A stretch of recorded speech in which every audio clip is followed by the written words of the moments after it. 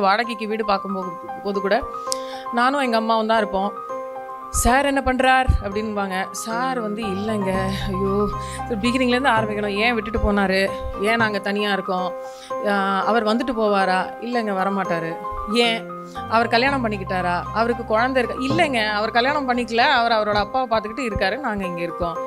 அப்புறம் ஓ சினிமாவில் பாடுறீங்களா, ஆமாம். வீட்டுக்கு டைரக்டர்லாம் வருவாங்களா, வரமாட்டாங்க, ஆனால் வீட்டுக்கு வந்தால் என்ன தப்பு அப்படின்னு. அதாவது இப்படி மேலே கீழே இப்படி இப்படி பார்த்துட்டு அப்புறம் வந்து ஒரு 2-3 ஹவுஸ் ஓனர் வந்து உங்கள் வீட்டோட சாவி நாங்கள் ஒரு காப்பி வச்சுப்போம், அப்பப்போ வந்து செக் பண்ணுவோம். எதுக்கு எங்கள் வீட்டில் அப்போல்லாம் எனக்கு தோணாது. எங்கள் வீட்டில் தானே காணாம போச்சுன்னா அப்போ நீங்கள் பொறுப்பாலாம் எனக்கு கேட்க தோணாது இல்லை. இப்போ தோணும். 40 வயசு ஆயிடுச்சு, இப்போ என்ன வேணால் கேட்கலாம். ஆனால் அந்த மாதிரிலாம் வந்து போகும்போது எங்கள் அம்மா ஒன்று அழுதுகிட்டே போவோம். இப்படிலாம் குத்தி குத்தி குத்தி குத்தி எத்தனை தான் கேட்பாங்க. ஒரு கூட ஒரு புருஷன் இல்லைங்கிறதுனால இப்படிலாம் பண்ணுவாங்களா. ஏன்னா அதெல்லாம் பார்த்து தாண்டி வந்திருக்கேன்.